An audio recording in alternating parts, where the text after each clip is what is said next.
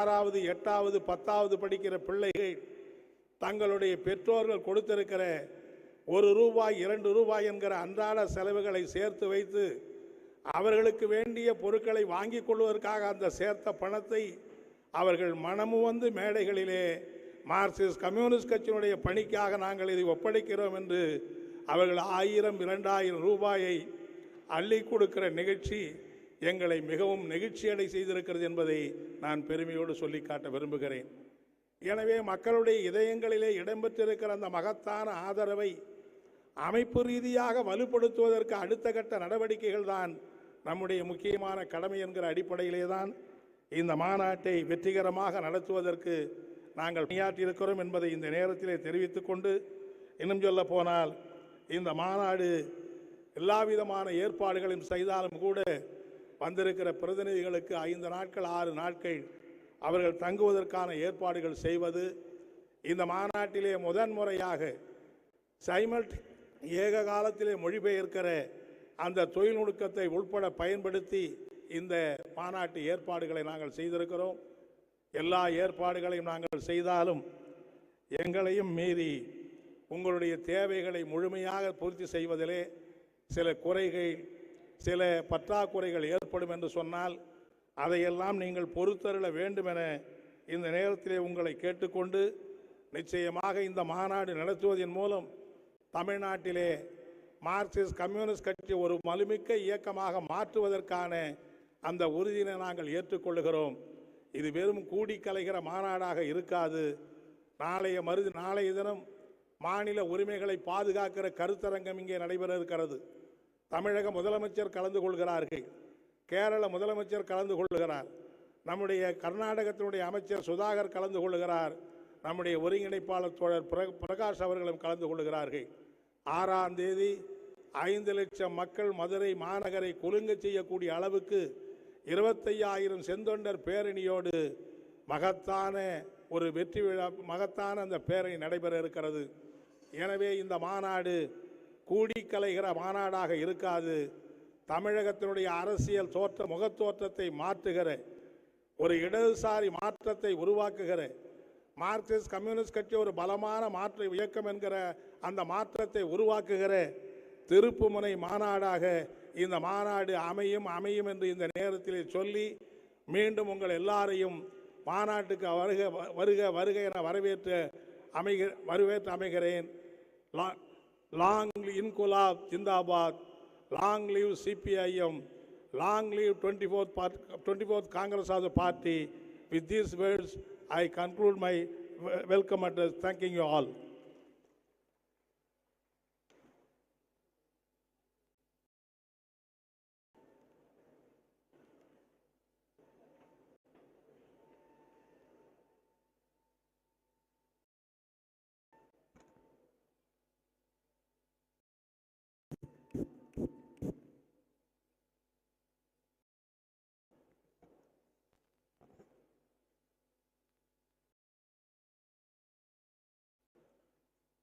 Comrade Prakash Karat, Coordinator of the Politburo of the Communist Party of India, Marxist.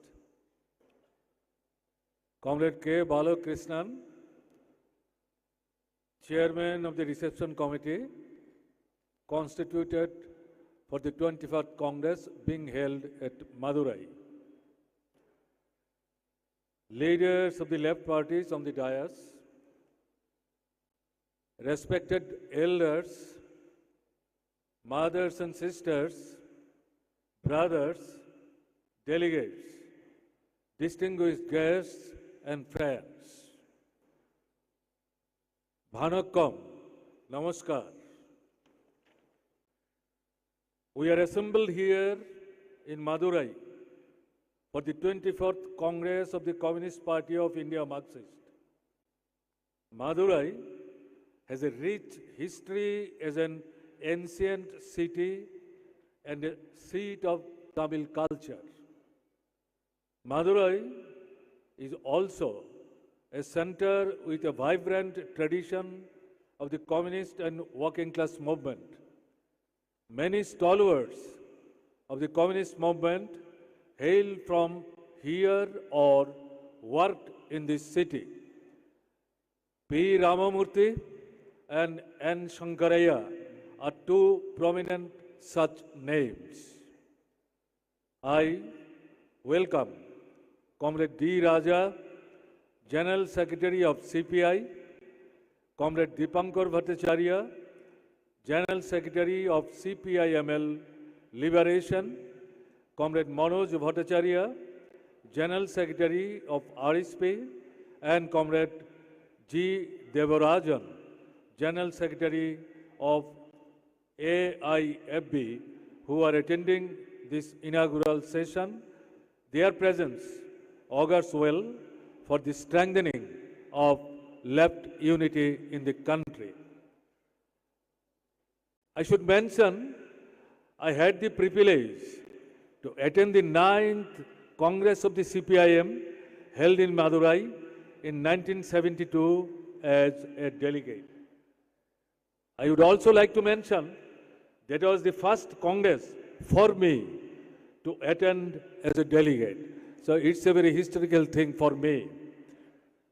On this occasion, I extend my warm revolutionary greetings to the lakhs of party members, supporters, and left sympathizers of the country as a whole, and in particular of Madurai and Tamil Nadu.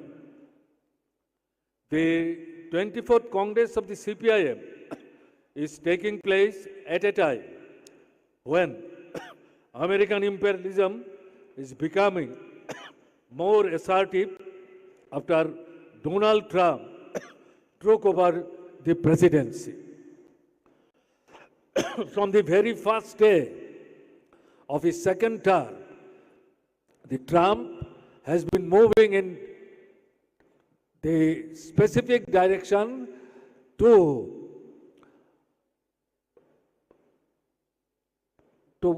create problem for the world as a whole and trying to suppress them according to their wish for the greater interest of the American imperialism.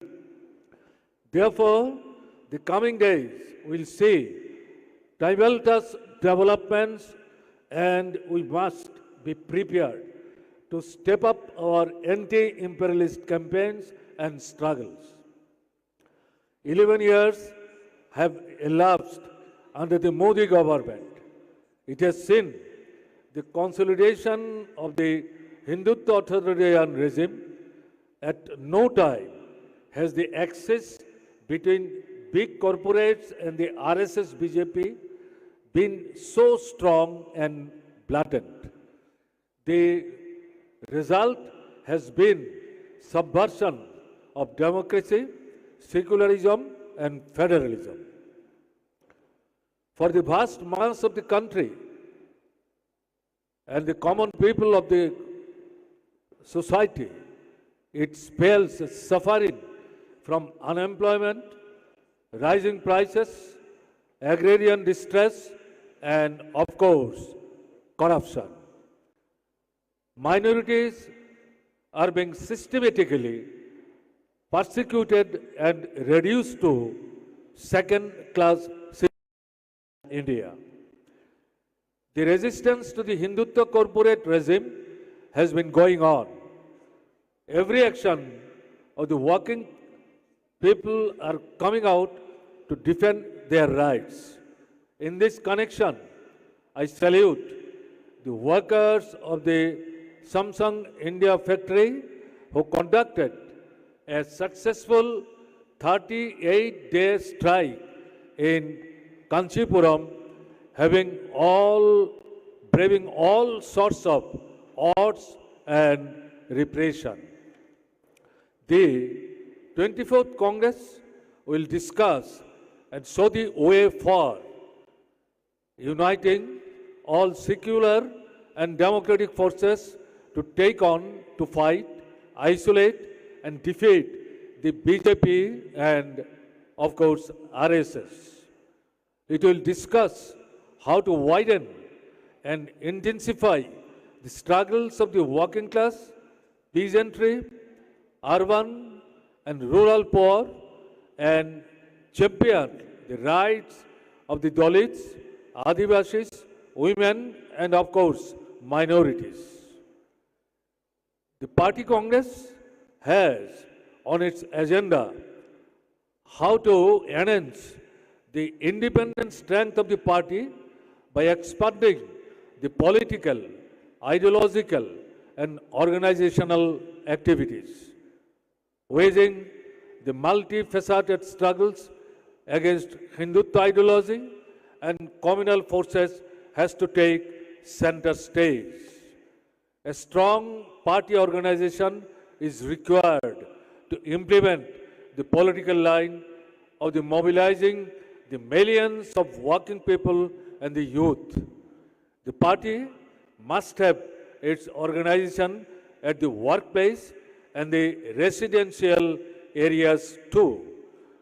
An organization capable of connecting with the people and launching struggles of the working people of our country. Let the 24th Congress be a landmark in the ongoing struggle to defeat the forces of reaction and to go forward building a left and democratic alternatives. With these few words, I would like to conclude. Thank you all. Now, I would request Comrade Prakash Karat, Coordinator of the Politburo of the Communist Party of India Marxist, to deliver his speech.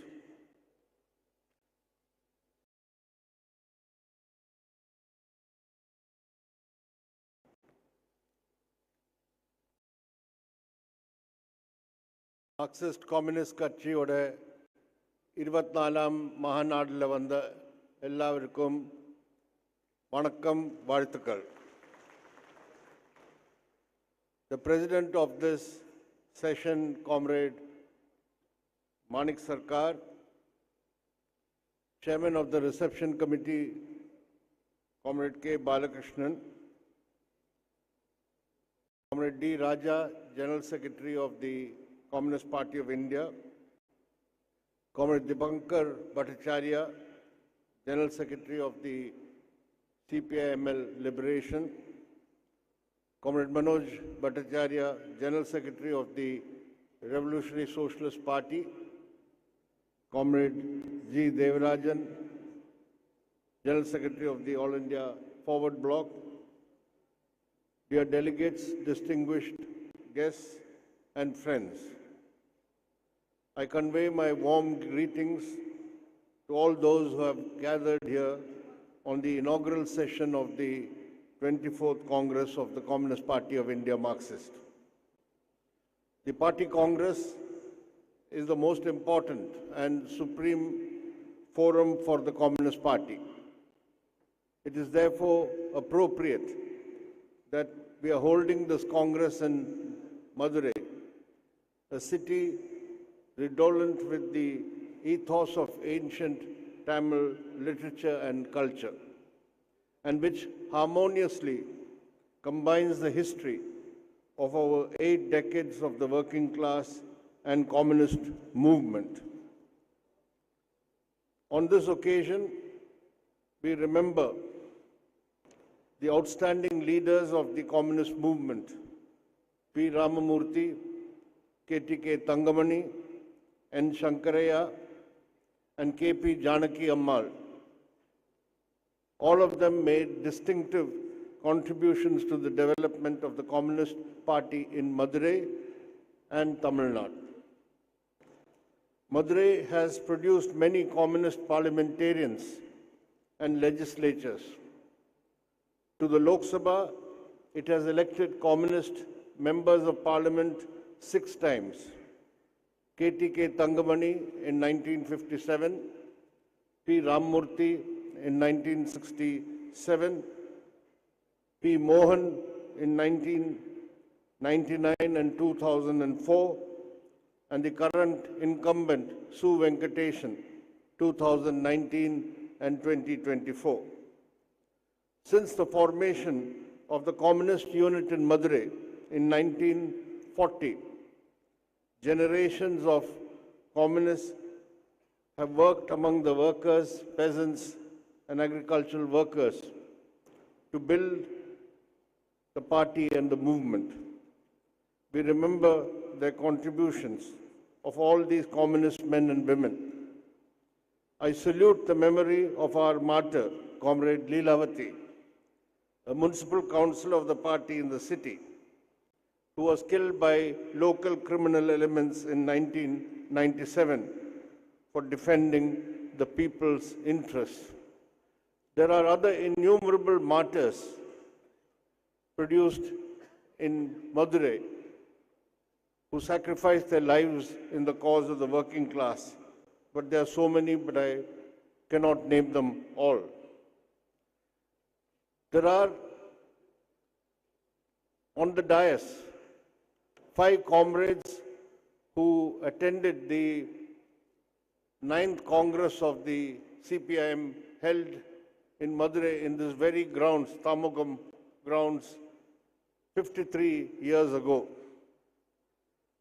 They are Comrade S. Ramachandran Pillai, Comrade Pinarayi Vijayan, Comrade Biman Basu, Comrade Manik Sarkar, and Comrade N. Ram. All of them are on the dais who attended the 9th Congress as delegates.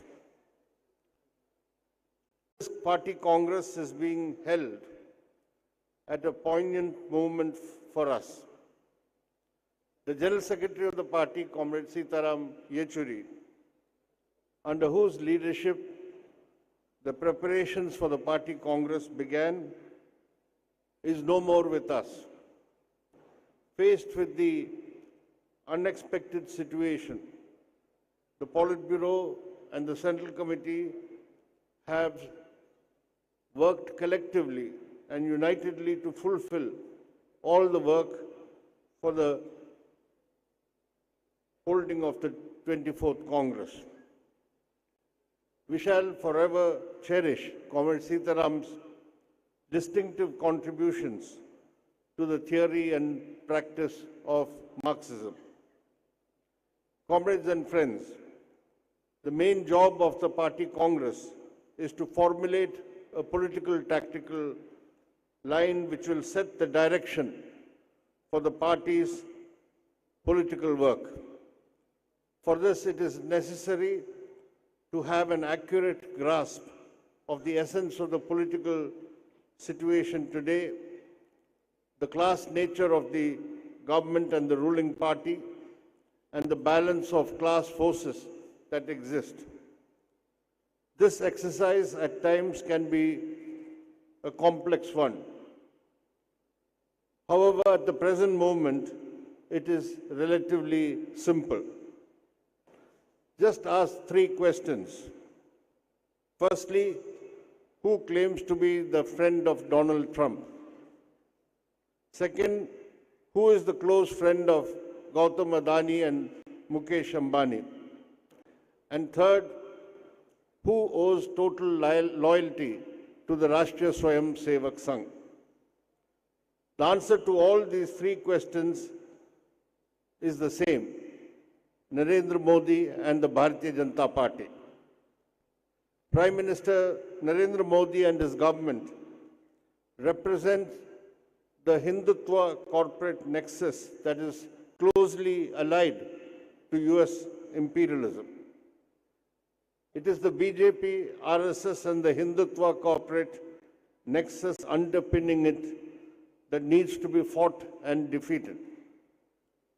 From coming to such an easy conclusion, a more complex question arises of how to fight the BJP, RSS combined effectively so as to isolate them and reverse the rightward shift. As Marxists, we know that no political domination that is exercised today by the Hindutva forces is through electoral means alone. This is a dominance acquired through the influence of the Hindutva forces that they exercise in the ideological, cultural, and social spheres. This is a dominance enforced through authoritarian attacks on democracy and the Constitution. The political tactical line that we adopt in this Congress should take into account the waging of a multifaceted struggle against the BJP, RSS, and the Hindutva forces. The party and the left have been conducting many struggles in defense of the people's livelihood and against the onslaughts of the neoliberal policies. But the masses who have mobilized in these struggles will be politicized only if there is a vigorous campaign amongst them against the reactionary and divisive Hindutva communalism. What is called for is the integration of the struggle against Hindutva communalism and the struggle against neoliberal policies. At this juncture, when we strive for the broadest mobilization of all secular forces against the BJP, it must be borne in mind that it is the left alone which is the consistent force which can firmly and uncompromisingly fight all manifestations of Hindutva and majoritarian communalism precisely because of our uncompromising stand on neoliberal policies. The Modi government in its third term is going ahead with the RSS-driven Hindutva agenda, aggressive neoliberal policies, and reinforcing authoritarianism.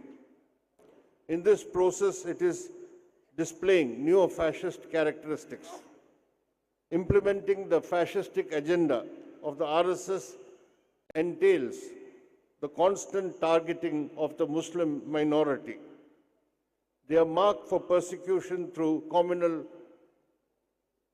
violence perpetrated by the Hindutva outfits, aided and abetted by the state machinery in the BJP-ruled states.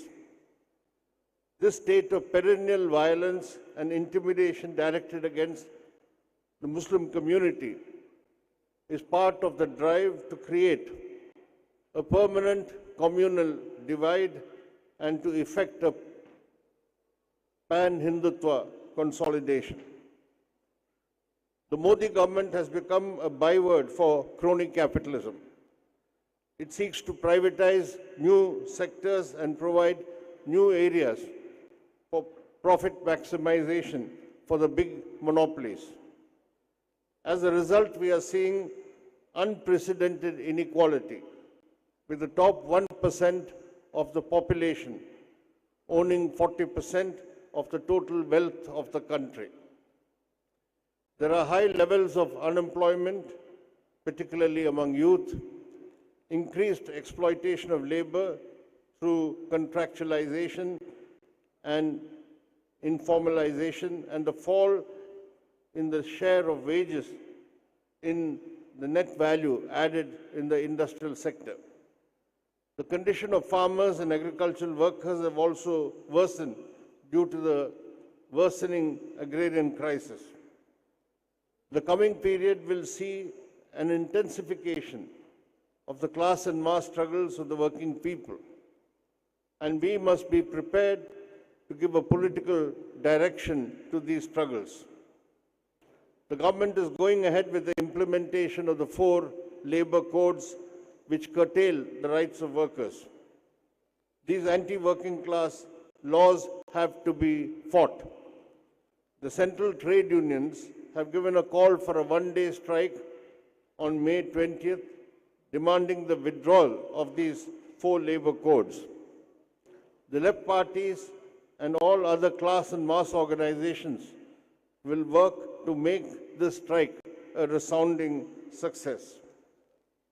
The fact that the BJP lost its majority in the Lok Sabha and that the NDA does not command a 2/3 majority in either House of Parliament has not stopped the Modi government's authoritarian efforts to reshape the Indian state and the constitution. The constitutional amendment bill to bring about simultaneous elections to the Lok Sabha and the legislative assemblies is a direct assault on federalism and states' rights. The steps to curtail Parliament, weaken the higher judiciary, and erode the independent status of the Election Commission are still ongoing. Draconian laws like the UAPA and the PMLA are being used against opposition leaders. For the first time in independent India, 2 elected chief ministers were put in jail on so-called corruption charges. The authoritarian centralization drive trampling upon the federal principle and are trampling upon the federal principle and the rights of the states. There is blatant discrimination in the allocation of funds to the BJP RSS combined manipulates subcaste identities to maintain the caste system as the basic framework of social relations in India. The Manuvadi values are being insidiously infiltrated into the social and cultural spheres.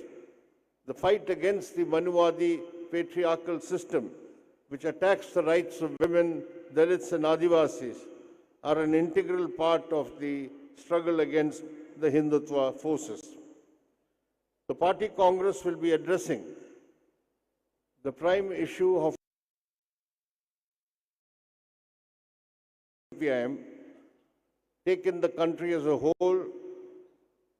There has to be a planned effort to launch local struggles on class and mass issues, build the party at the grassroots, and streamline the functioning of the party organization. The LDF government in Kerala has been in the forefront in opposing the anti-people policies of the central government. Because the LDF government has sought to implement alternative policies, it is facing hostility and discrimination by the union government. The ongoing struggle in defense of federalism and states' rights by the LDF and the people of Kerala is an important part of the All India fight in defense of federalism and against authoritarianism. Comrades and friends, the Trump presidency signals a new chapter in the saga of US imperialism. Here is a more naked form of imperialist aggrandizement, territorial annexation, and squeezing the resources of even close allies is the norm. Trump is supporting Netanyahu's plan to obliterate the Palestinians from Gaza. Trump is taking aggressive steps against many countries of the global south. Despite all these, Prime Minister Modi remains supine and proclaims his fealty to Trump. The repercussions for our country are going to be severe. The Modi government is India's vital interests on tariffs, on purchase of energy supplies and military equipment. A new front is opening up against the Modi regime and its close embrace of America. The CPIM and the left will be in the forefront against any compromising of India's sovereign interests. We must go forth and rouse the people against imperialist depredations and the servile attitude of the BJP rulers. US imperialism under Trump will launch new attacks through economic and trade wars, political and military interventions on countries around the world. This is the time for the CPIM and the left to actively develop anti-imperialist struggles and expose the pro-imperialist policies of the Modi government. Comrades, from this platform of the Congress, we express our full support and total solidarity with the Palestinian people who are facing a genocide in Gaza for the past 17 months, perpetrated by the brutal Zionist regime in Israel. That attack on Gaza and the killing of ordinary men, women, and children is still ongoing there in Gaza. We condemn the shameful betrayal of the Palestinian cause by the Modi government and its blind support to Israel. We also greet the heroic people of Cuba and the Cuban government who have been valiantly opposing the inhuman economic blockade, which is now being further tightened by Trump, which has been imposed for more than 6 decades. We will always stand in support with socialist Cuba. Comrades and friends, this is the time to strengthen left unity and expand left intervention. The left is the only consistent force against neoliberal capitalism and who firmly defend the interests of the working people. It is the left which has the ideological wherewithal and convictions to fight and counter Hindutva neo-fascism. It is only the left which can lead the fight against the imperialist designs on our country. The CPIM will work with all left forces to go forward towards the building of a left and democratic alternative. The CPIM will also renew its commitment to join hands with all secular and democratic forces to forge the broadest unity so that the struggle against the BJP RSS can be successfully concluded. From Madurai, let this call go out loud and clear. All left democratic and secular forces should unite to push back the dark forces of reaction. Let us work together to build a new India on secular, democratic, and progressive lines towards people's democracy and socialism. Thank you.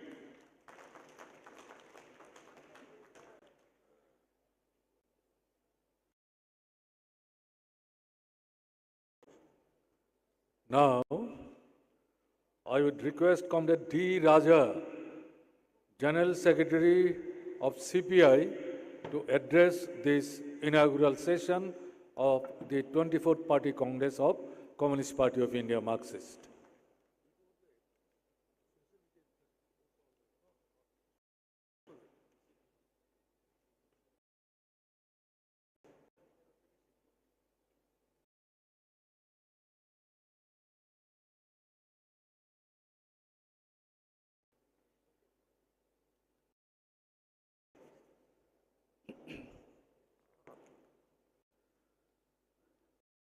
Respected President, Comrade Manik Sarkar, respected leaders of CPIM and other left parties on the dais, respected comrades, on behalf of the Communist Party of India, I extend our revolutionary greetings to all of you. Lal Salam, comrades. Comrades, I would like to warmly acknowledge the CPIM for holding this important party congress in Madurai. Madurai, a city where in the past the undivided Communist Party of India held one of its decisive congresses, drawing strength from the militant tradition of Tamil Nadu. The militant tradition of the working people, the peasantry, the socially oppressed sections of Tamil Nadu. Today, we stand in the land of Tamil Nadu, where the comrades who laid their lives not only for freedom from colonial rule, but also for freedom from feudalism, caste tyranny, and exploitation. That is the land of Tamil Nadu. Comrades, the world capitalist system is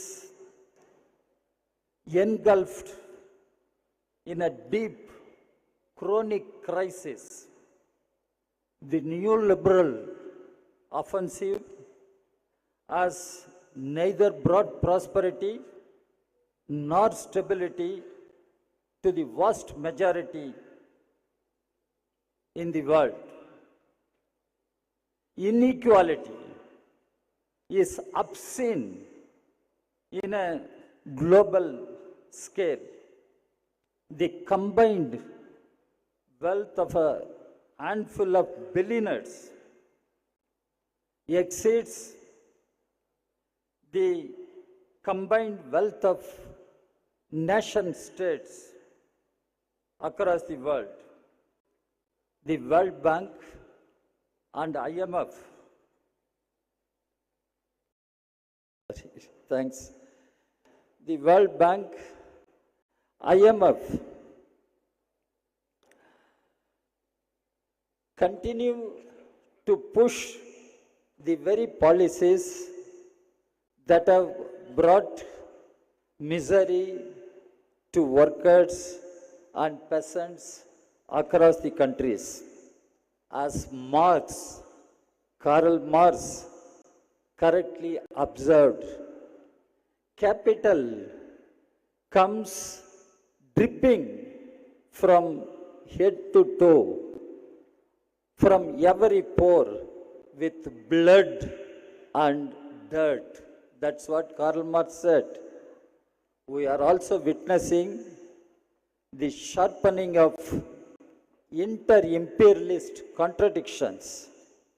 NATO's provocative expansion and the war in Ukraine have deepened global instability, with working people paying the price in blood. The genocide in Gaza, backed by imperialist powers, has exposed the hypocrisy of Western regimes that preach human rights. They preach human rights, but this is what they do in Gaza, while aiding, abetting war crimes. Lenin, I quote Lenin, had forewarned all of us, imperialism is war. Imperialism is war. Today, the character of imperialism is naked to all of us to see. Comrades, alongside this, the climate crisis, driven by capitalist plunder of nature, threatens the very survival of humanity. Yet, the ruling masses are busy building fortresses for the rich, leaving the masses to perish. Adding fuel to the fire, the rise and consolidation of the obscurantist international right-wing forces serve only to divide, confuse, and to immobilize the working people from their primary task, their real task of overthrowing the system of exploitation. That is their primary task. Comrades, coming to national situation, India, it is our own land that cries out most urgently for revolutionary intervention. Centuries back, in this very land of Tamil Nadu, Thiruvalluvar said, "Pirapukkum ella uyirkum, pirapukkum ella uyirkum, all are equal by birth." Contrary to this universal and timeless assertion, we see that inequality is systematic in India. In its structural and evolving system of exploitation and discrimination that we have to fight.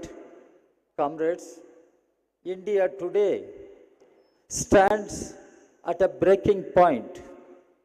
The structural oppressions of class, caste, and patriarchy have become brutal under BJP RSS regime, which is nothing but political tool of the most reactionary sections of bourgeoisie and landlords. Comrades, let us speak plainly. India is not merely suffering from bad governance. India is suffocating under system designed to exploit. The gap between the rich and poor has never been this shameful level. The top 1% of the country now owns more than 40% of the national wealth, while half of the population struggles for just 2 meals in a day. Comrades, the history of all hitherto existing society is the history of class struggles. History of class struggles, wrote Karl Marx and Engels. In India, this class struggle is intertuned with caste system, the oldest and most vicious system of social oppression. Caste and mass oppression are not parallel, they are fused. Land ownership patterns, wage structures, access to education, and even basic human dignity are still denied to Dalits, Adivasis, and the most marginalized sections. Dr. Ambedkar had warned, caste is not merely a division of labor, it is division of laborers. This is what Dr. Ambedkar warned. Caste is not a division of labor, it is division of laborers. Today, the ruling classes, while parading in the garb of nationalism,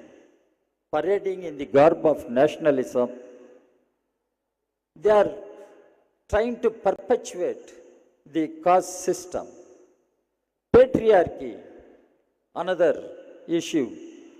Two thriving under the regime, violence against women, our women, violence against women, discrimination and denial of autonomy are institutionalized. The ruling classes are only too happy to use patriarchy. You know what is patriarchy? To divide and dictate the working people. Comrades, unemployment is pushing the youth to hopelessness. Our youth do not see any bright, certain future. It is pushing our youth to hopelessness. Agrarian distress is driving our farmers to commit suicide. The public education and health sectors are being systematically destroyed. The working people's rights to organize, to dissent, to dream are under relentless attack.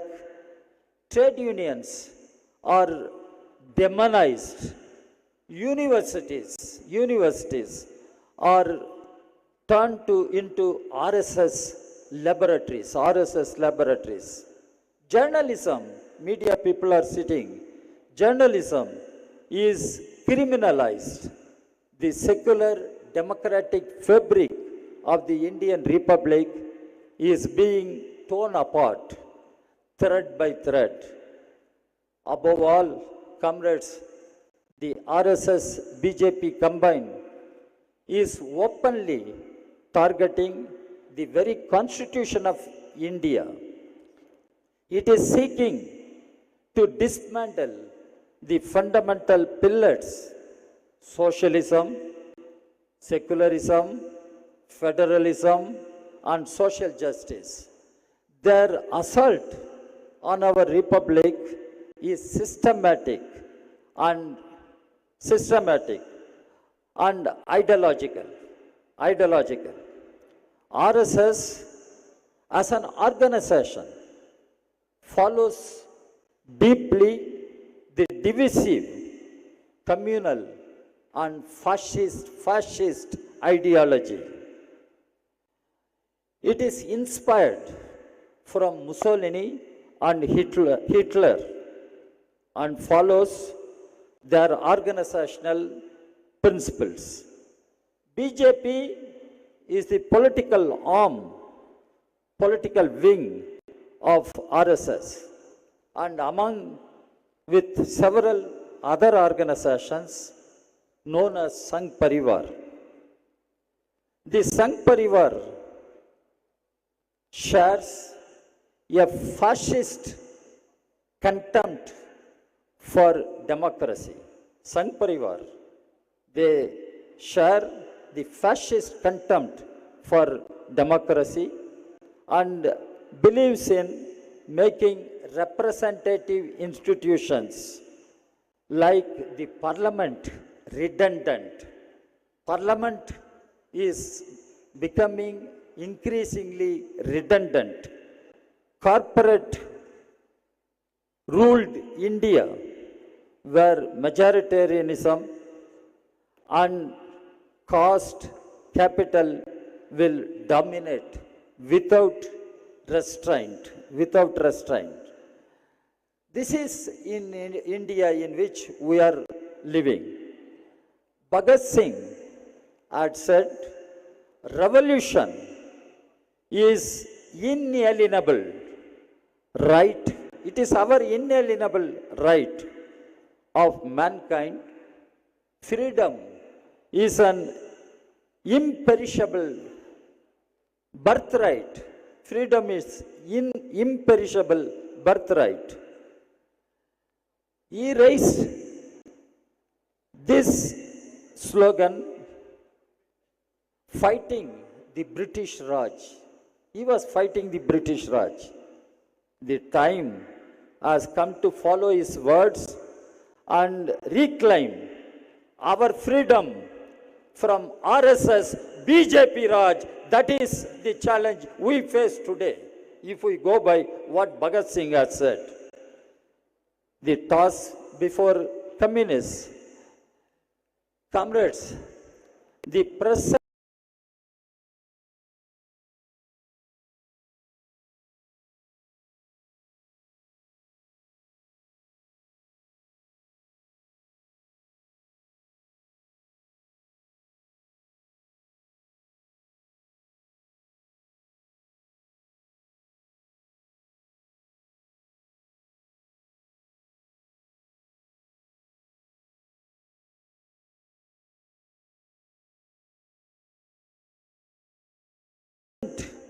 situation, we must be the hope of hopeless. Comrades, we must lead the struggles on the streets, in factories, in villages, in universities, not only against economic exploitation, but against the deep-rooted structures of caste, deep-rooted structures of caste and patriarchy.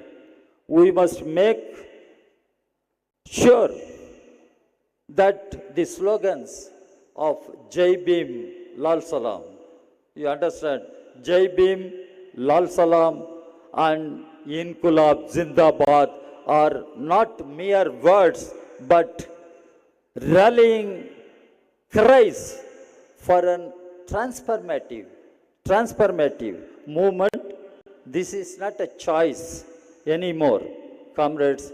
It is our revolutionary duty. It is not a choice, it is a revolutionary duty and task before us. Comrades, the defense of public education, public health, employment, food security and social security must be placed at the head of our program.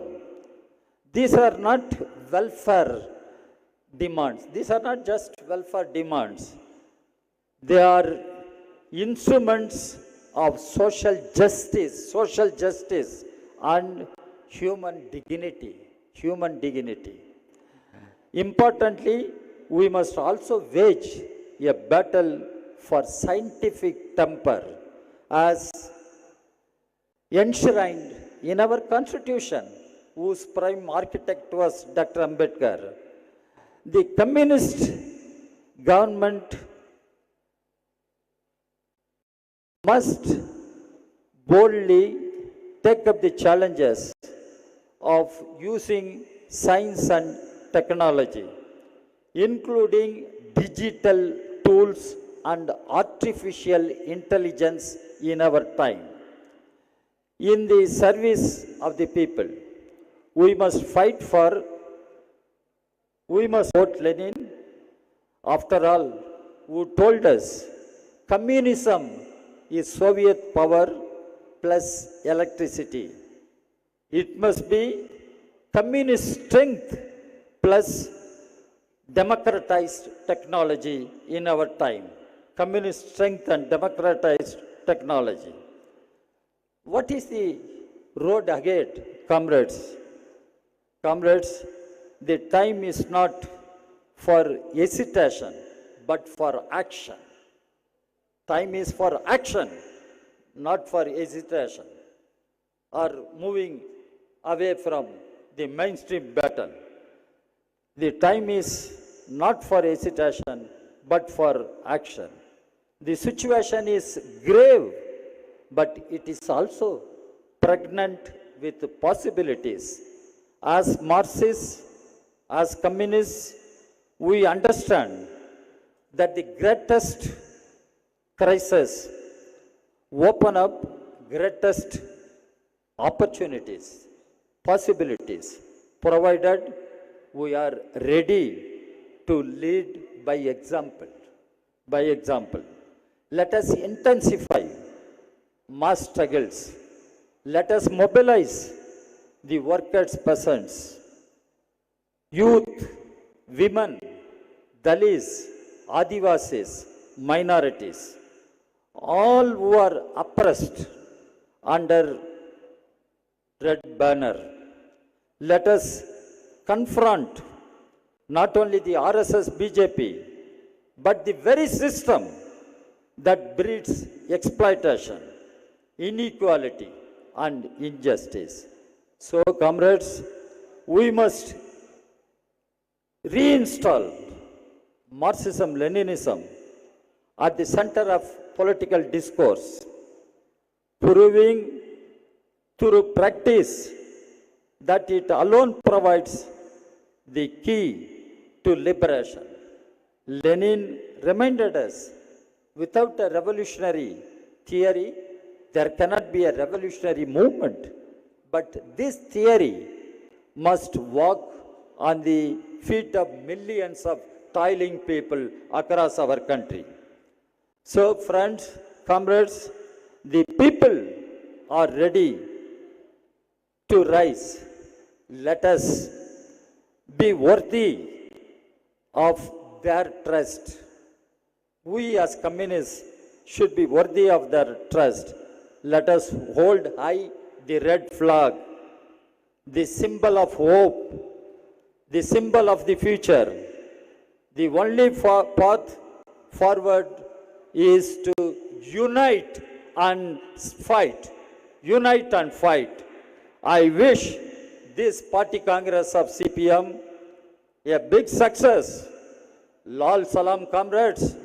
Inqulab Zindabad. Let us unite and fight. Let us move forward and liberate our country from the BJP Raj. Thank you very much.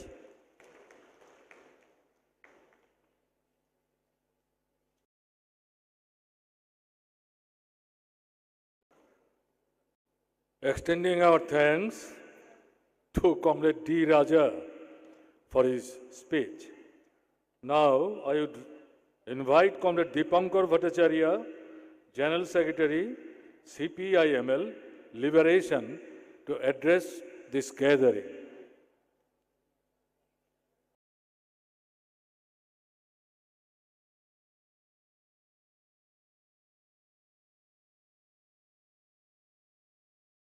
Comrade Manik Sarkar, President of the inaugural session to the 24th Congress of the CPIM, Comrade Prakash Karat and other members of the central leadership of the CPIM, Comrade D. Raja, Comrade Manoj Bhattacharya, Comrade G. Devarajan, veterans of the communist movement and delegates to the 24th Congress, progressive citizens from Madurai and from other parts of Tamil Nadu. Vanakkam and a very good morning to you all. On behalf of the Communist Party of India, Marxist-Leninist, the party Central Committee and its entire membership, I stand here to express our warm revolutionary greetings to the 24th Congress of the CPIM. In today's gathering, we all are missing Comrade Sitaram a lot. Comrade Sitaram was not just a leader of the CPIM for decades. As a public speaker, as a writer, as a parliamentarian, since the late 1980s, I can remember Comrade Sitaram as a very consistent fighter against the fascist project of the RSS, especially since December 6, 1992, and all the more so since 2014 with the onset of the Modi-Shah-Yogi era. He was not only warning us against the escalating fascist offensive in the country, but he was always trying to seek common grounds to forge the broadest possible unity against this fascist offensive. I pay my heartfelt homage to Comrade Sitaram and all departed stalwarts of the CPIM and the Indian Communist Movement. Comrades, we all realize that in last year's Lok Sabha elections, in spite of the continuing assault on the Constitution, in spite of the relentless subversion of the institutions, and in spite of subversion of the election process itself, India, I mean the country as well as the India electoral bloc, we managed to deliver a few powerful blows to the BJP in 2024 Lok Sabha elections. The country denied the BJP its independent majority. But yet, the Modi government has survived. The government is back in power for the third successive term, and we can feel that the fascist offensive is escalating with every passing day. The government is out to crush democracy and destroy every semblance of secularism and federalism in our republic. So in this 75th year of the adoption of the Constitution and the foundation of the republic, we must therefore, we the people of India, must therefore resolve to unite ever more closely and fight with ever greater courage, strength and determination this fascist offensive. We in the left camp are of course united on a whole range of issues, and we are together in a whole range of battles. We are together in the battle against the attempted corporate takeover of agriculture. We are together in the fight against privatization and the draconian labor codes. We are together in the fight against the new education policy, which threatens to take education away from the reach of the poor, of the deprived sections of the people, and to regiment India's campuses and curricula in a way to suit the Hindutva agenda and to stifle every voice of dissent and opposition. But today I would like to briefly draw your attention to certain other issues which I think deserve our urgent attention. Amit Shah has set a deadline by March 2026 to make India Naxal free.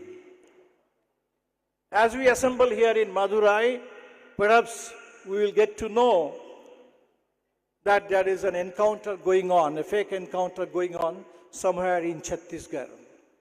They call it Operation Kagar, the final mission. And this is already, there are figures of several, including perhaps more than 100 Kagar since December 2023, when the BJP returned to power in Chhattisgarh. And I did not tell you that this is bound to be replicated across India, everywhere.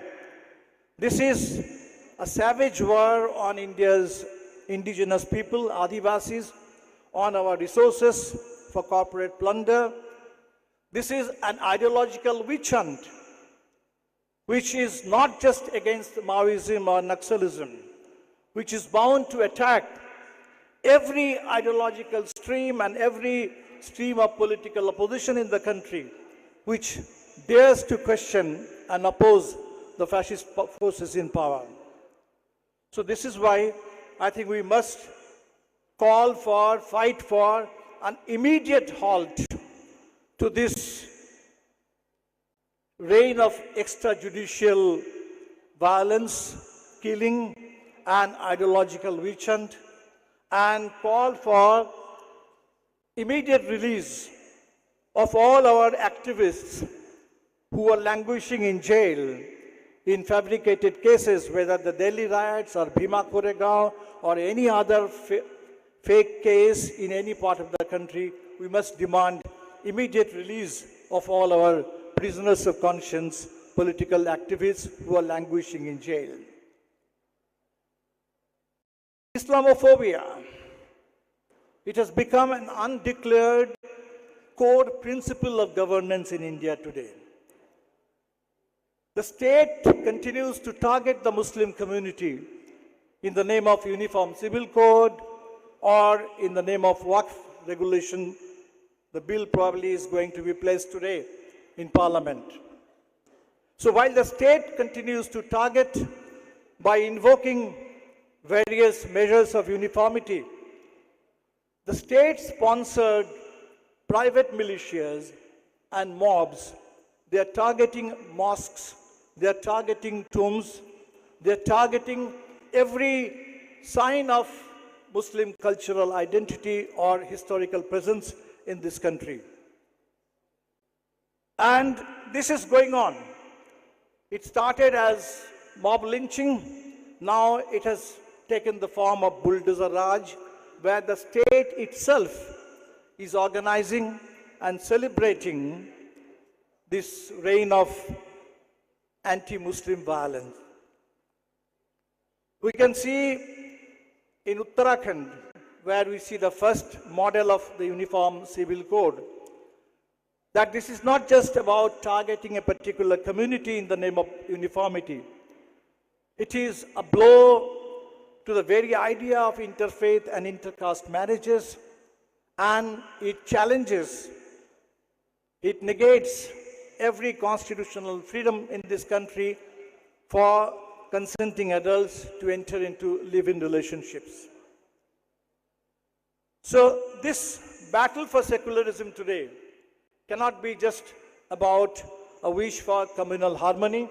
We have to be ready to confront the state and combat this vicious Islamophobia at work in the state. The propaganda machinery of the Modi regime and the Sangh BJP brigade, they had built up a myth around the so-called enhanced international stature of India under the leadership of Narendra Modi. Now, recent developments have shattered this myth completely.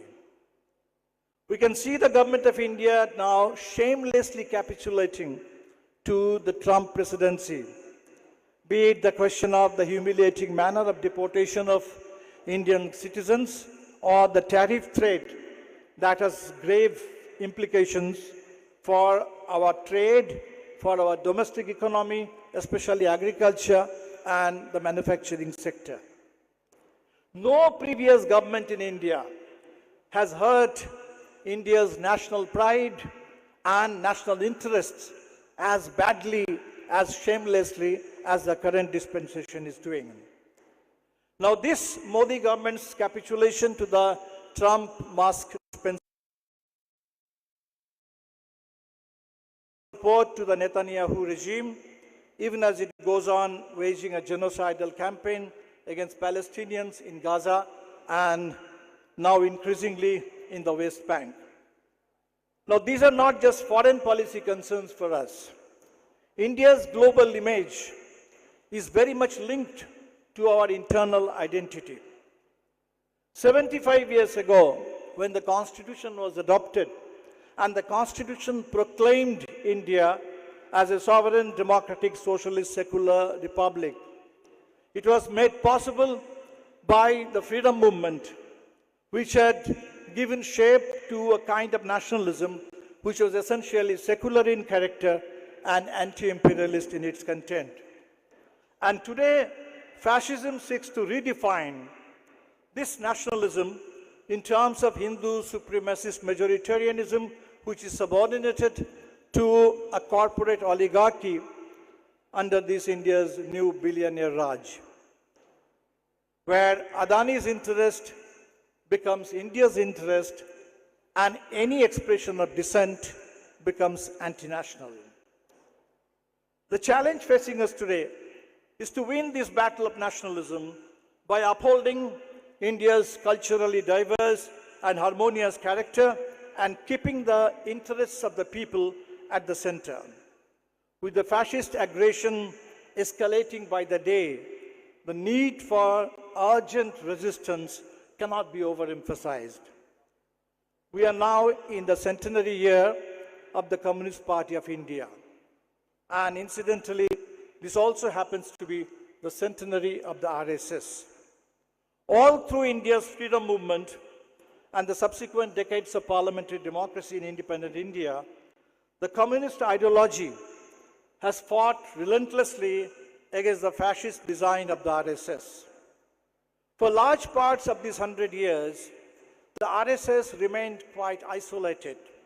But today, as it operates from the vantage position of state power, it is doing everything it can to embed and entrench itself firmly in every domain of the state and every sphere of the society. The electoral strength of India's communists has, of course, suffered some major setbacks in recent decades.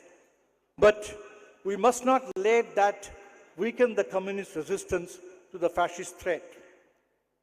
With closer unity and cooperation in all spheres of collective action, today's generation of inheritors of India's rich and glorious communist legacy can surely turn the tables on the fascist forces.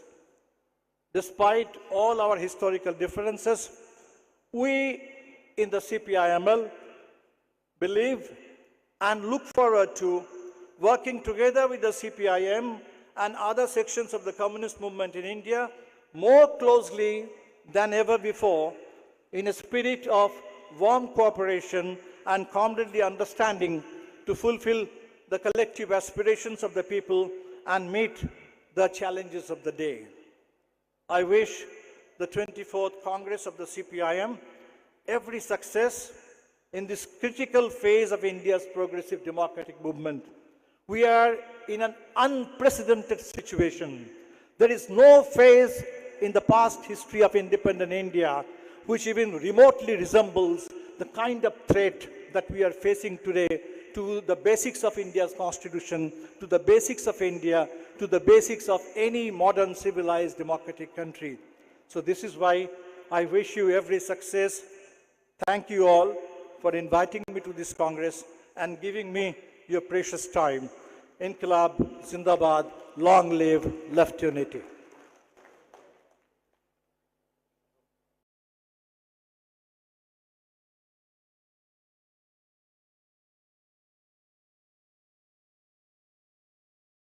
Extending our thanks to Comrade Deepankar Bhattacharya for his speech.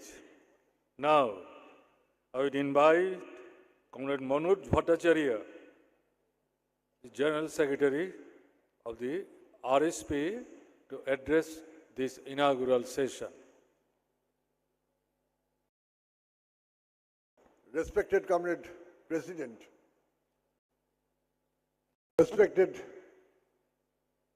leaders sitting over the dais, the respected leaders of the CPI, CPI-ML Liberation, Forward Bloc, and all respected delegates and friends. Comrades, at the outset, I shall, on behalf of the Revolutionary Socialist Party, extend our warmest greetings to all of you, all the delegates who have come from far-flung areas,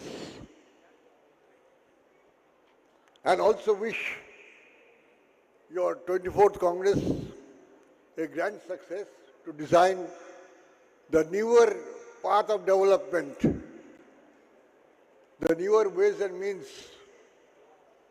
to combat the present situation or the emerging situation, whatever is coming. Comrades, I am sure that you all will agree and permit me in saying that we are going through a trying time, very, very difficult time. I recall Charles Dickens, when he said in The Tale of Two Cities, it's a worst time, it is the best time. Worst time because internationally, Gaza is being ravaged on the spacious plea of exterminating the Hamas.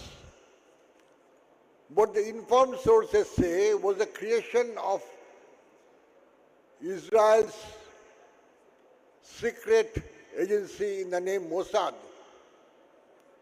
And now in the name of exterminating Hamas,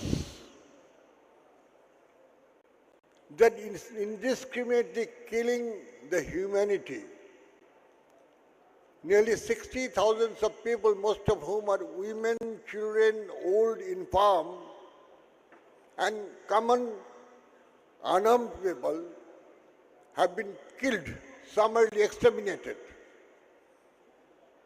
And a huge number of people, they have been destituted. How many lakhs, I do not know. Nobody can say. And it started some 27th of October 2023, and it's continuing till now. The conscience of the international community is not responding the way it should. I'm sorry, I'm not going to name any nation. And we are perturbed, we are disturbed, we are dismayed, we are disgruntled. Now, if I draw a parallel, in India, only a few days back, the infamous Home Minister of India, Mr. Amit Shah, told that by 1926, we shall exterminate the Maoists. One is exterminating the Hamas and killing the common people, and another is trying to exterminate Maoists and killing the common people. In Gaza, the people are being evicted only to pay way for Mr. Donald Trump, the neo-fascist ruler of the United States of America, to develop his real estate there on the bank of the Mediterranean Sea, a land of 41 kilometers and 12 kilometers. And in India, in Gadchiroli, in Bastar, in Sukma, almost in entire Chhattisgarh, in the name of exterminating the Maoists, the village people are being exterminated. The village people are being killed. I know, I'm certain that, I know it very well, that I am also running the risk of being termed as urban Naxal. I don't mind. But there is a parallel.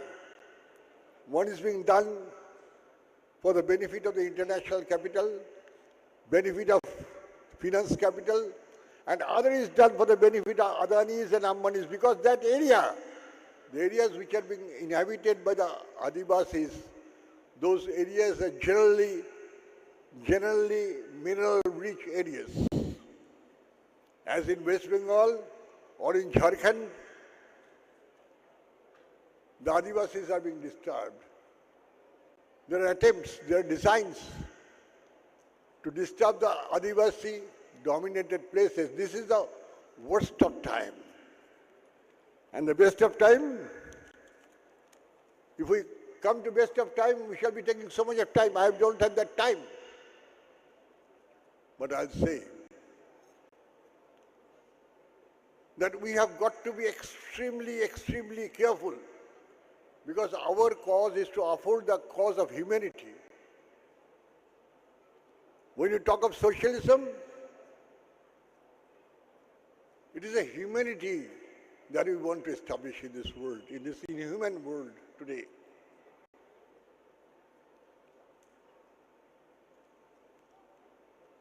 What is happening in the entire Africa, or rather North Africa, in Middle East, in West Asia. Because the crisis of capitalism, international capitalism, the crisis of finance capitalism, those cannot be contained now.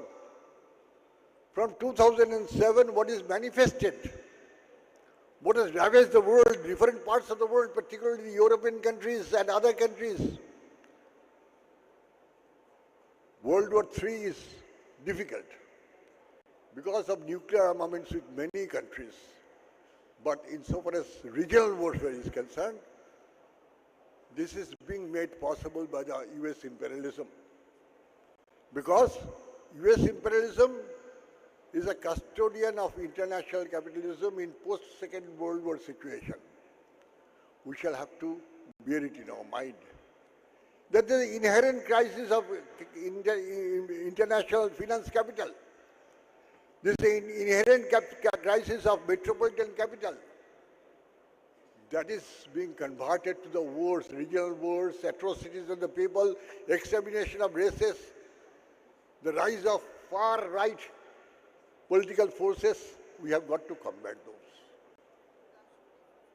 And the best of times, as Lenin said, Vladimir Ilyich Lenin said, the crisis of capitalism is a festivity of the people. Crisis of capitalism will be celebrated by the people. The people means working class, the peasantry, the common middle class, the youth, the students. Everybody will join hands to make it a best of time. By dislodging the capitalists, by dislodging the finance capital from the citadel of power in different countries. In India, if we come back to India, we are worried. The democratic rights are being trampled at will. The constitution is being tampered, trampled, and as well as deserted. Because to any Marxist analysis, the paradigm of development that is being pursued, followed by the international capital in the name of neoliberalism is nothing but neo-fascism. And no development of capitalism can take place in a democratic environment. It cannot be.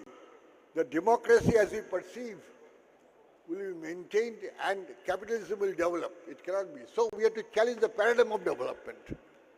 The paradigm of development has to be challenged. The paradigm of what is being envisaged by the international capital in the name of neoliberalism is essentially against the constitution of India, against the humanity all over the world. So we have got to consider this.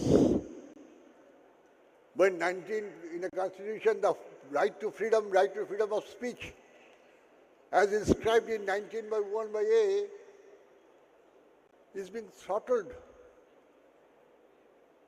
We have to remember that when I always remember that I have lost my friend Comrade Sitaram Yechury. I always remember. He was a person who had no pretension at all. I always remember. At the same time, he or me or every one of us will remember the way Stan Swami of Jharkhand has been killed, has been murdered virtually in the Teleja fort, the way he has been murdered. Because he tried to uphold the cause of the Constitution, tried to uphold the cause of humanity. What are the pressing problems that we are facing as on today? Problem of price rise, skyrocketing price rise. Even day before yesterday or some 2-3 days back, NPPA, the National Pharmaceutical Pricing Authority, they have declared that 748 medicines will be costing more. It's already beyond the purchasing capacity of the people. Now the NPPA has decided that it will be increased further. The prices of petroleum, prices of diesel, there is nothing is being thought of. So we have got a long way to go to fight against inflation, fight against that skyrocketing price rise, fighting against unprecedented unemployment, and also to fight against atrocities of the women.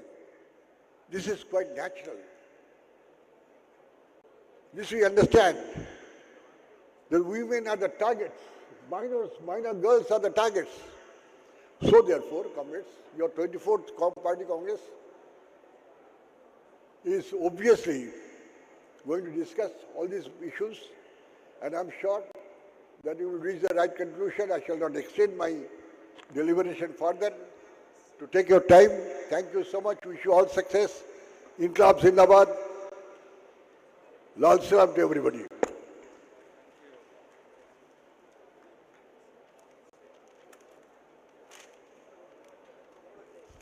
Extending our thanks to Comrade Manoj Bhattacharya for his deliberation.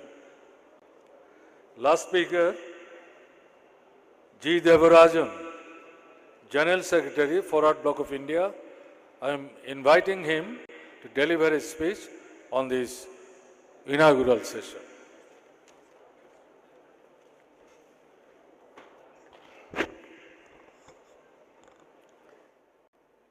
Comrade Chairman, distinguished guests, comrades delegates, and friends.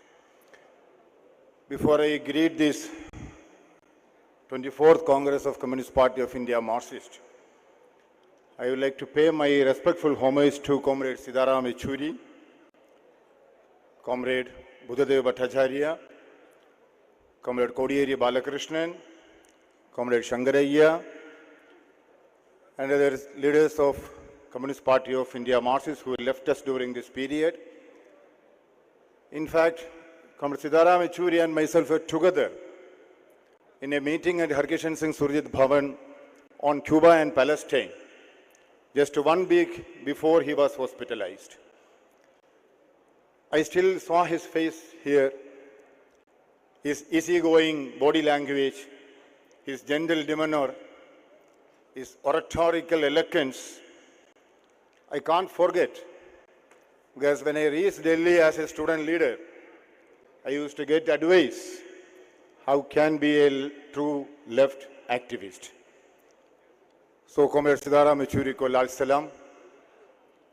Comrade, indeed, it is an honor to stand before you today, this August gathering, to address you as a representative of All India Forward Bloc, the party founded by Netaji Subhash Chandra Bose. On this momentous occasion of 24th Congress of CPIM, I extend my sincere and heartfelt greetings and best wishes to all the delegates, leaders, and members. I deem it is not just a gathering of minds. It is a reaffirmation of a shared commitment, a commitment for justice, equality, and socialism.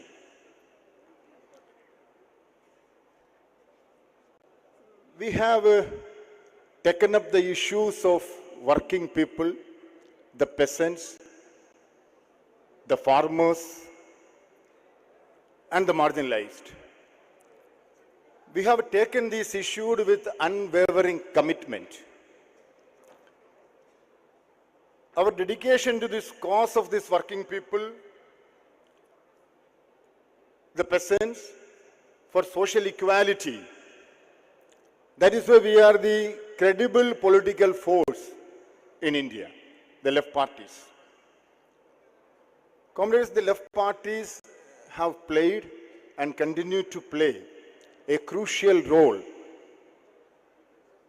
in Indian politics as a corrective force. In a political landscape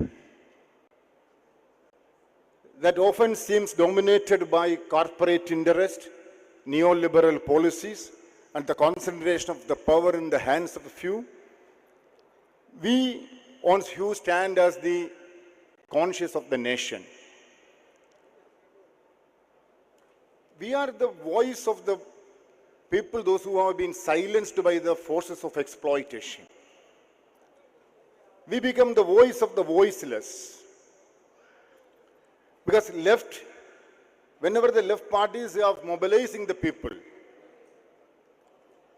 we are getting incredible support from the masses.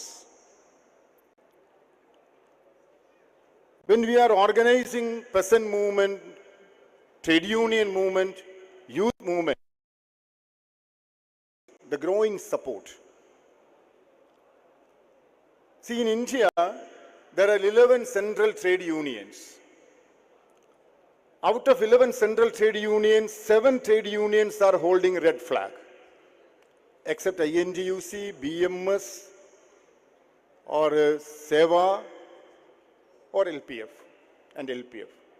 7 central trade unions are holding red flag. The trade unions are mobilizing the people both from informal and formal sector. We are getting the growing support on the street, in the factories, on farms, and in the hearts of millions. But we are consistently facing a challenge. If we are facing a challenge, the challenge is translating this growing support, the popular support, into electoral success. We should ask one question. The support we are garnering on the street, why it is not fully converted into the ballot box? Comrade, this is a challenge. It is a challenge, no doubt. But this challenge we have to confront head on, not with the despair, with introspection and strategic reimagining of our approach. It is needed. Because nowadays everything is being counted. How much you are representing in the decision-making forums, whether it is parliament or assemblies. We, the left parties, have adapted to the evolving political landscape. Our old methods, though successful in certain context,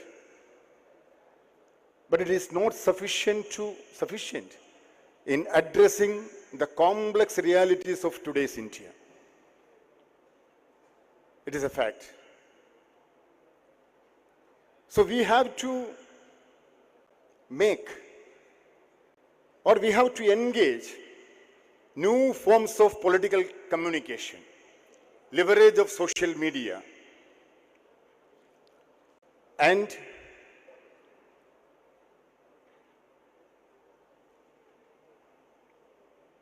we have to modernize our social outreach without compromising our basic principles. It is needed now. Because the Indian left is at crossroads. It is a reality now. From here, how we can move further, that is a big question which we are facing. So the strategic reimagining of our approach is the need of the hour that I felt. Don't take it otherwise. These are the reflections in the meetings of our party. So I think this is the right forum I have to share what we have discussing as a left party in our forums for this August House, because I know that the deliberations, the resolution which you are going to adopt will open a new chapter for the left movement of our country. So from there we have to take the inspiration. I have no hesitation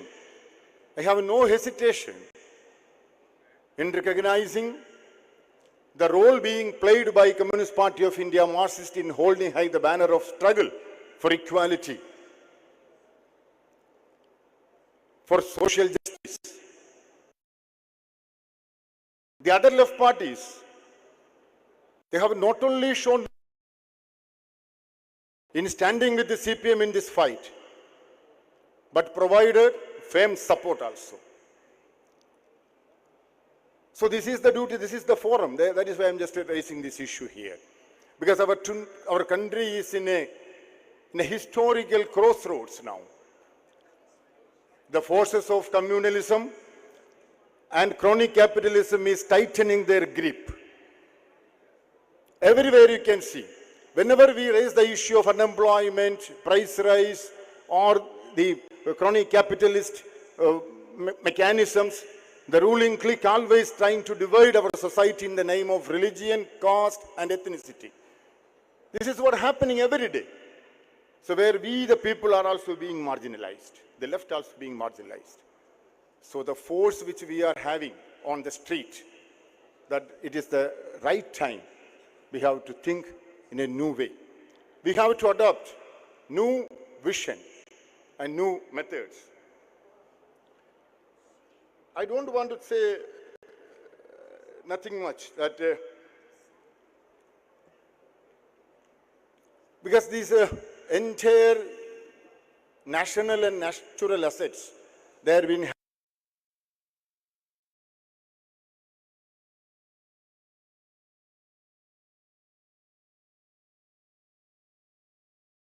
time.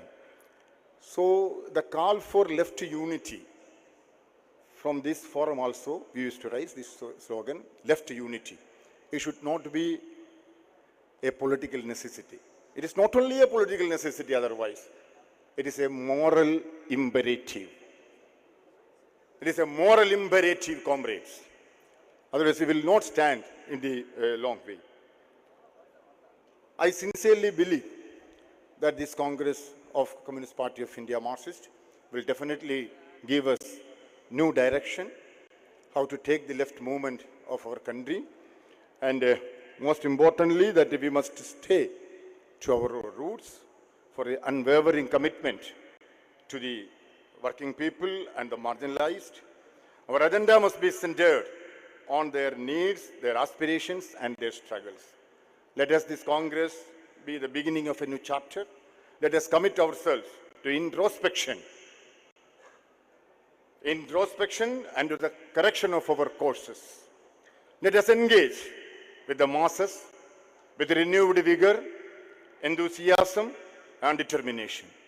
Let us organize, mobilize, and galvanize the people, not just on the street,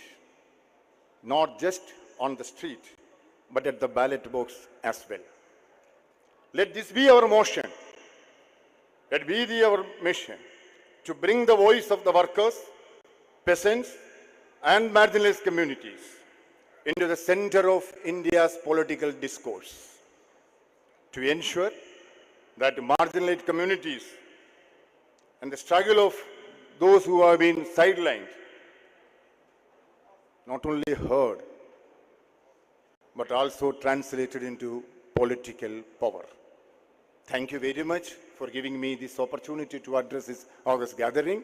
And I hope that in the coming days, a new chapter in the history of the left movement will be opened from this, after concluding this historical Congress of Communist Party of India Marxist. Thank you very much. Jai Hind.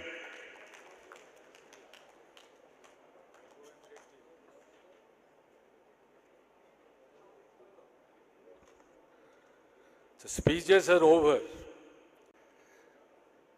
We like to convey our thanks to Comrade Devarajan, who has delivered his speech to this inaugural session. What I would like to mention, in a big way, you have attended this inaugural session and cooperated with us to conduct this session in a very modest manner. Therefore, I would like to convey our thanks and gratitude to you all. Now, a very small program for felicitation. It will be conducted by the chairman of the reception committee. After that, we will disperse for a few times, and at just 1 p.m., the delegate session will start. So therefore, I would like to draw the attention of the delegates that they should come to the conference hall just at 1 p.m. Comrade, this is a facilitating momentum. I request Comrade P. Sampath to honor Comrade Biman Basu, who was the senior most leader of our party, and he hoisted the red flag at the venue. Comrade P. Sampath. Divan Basu. Ingi.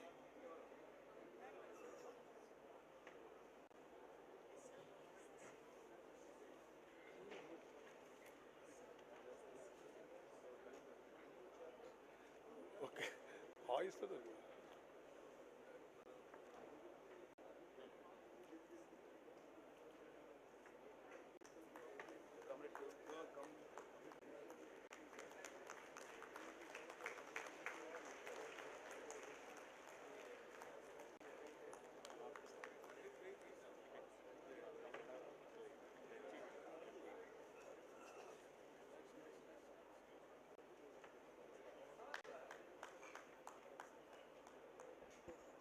I request Comrade U. Vasahi to honor Comrade Prakash Karat, who has inaugurated the conference, our coordinator who inaugurated the conference.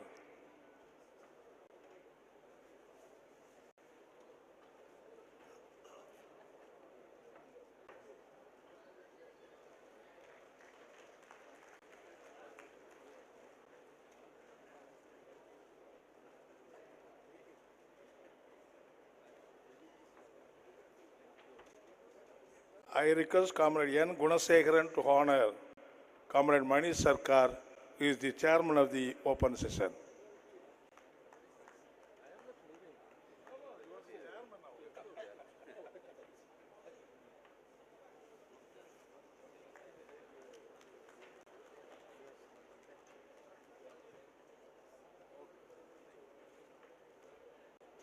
I request Comrade P. Shanmugam, our state committee secretary, to honor Comrade D. Raja, who is the general secretary of the Communist Party of India.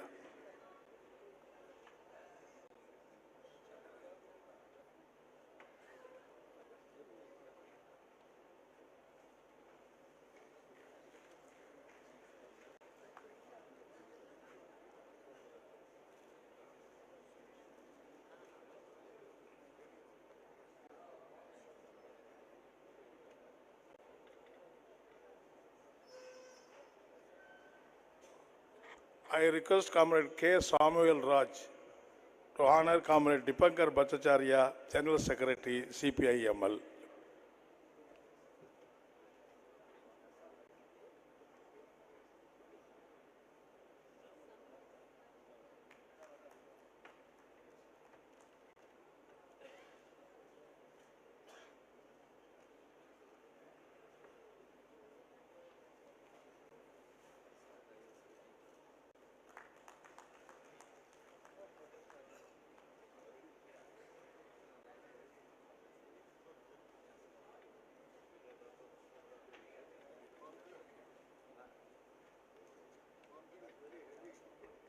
I request Comrade S. Kannan to honor Comrade Manoj Bhattacharya, General Secretary, RSP.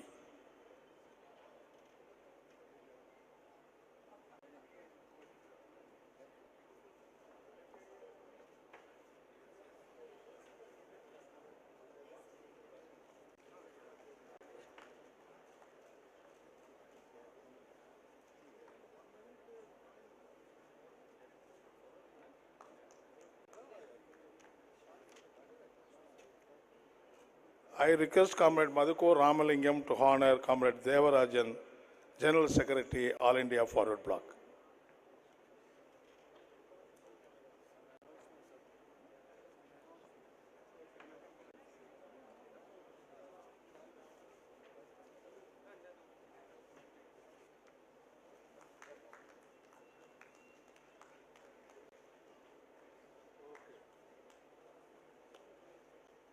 I request all the lefty leaders to join hands for a photo session.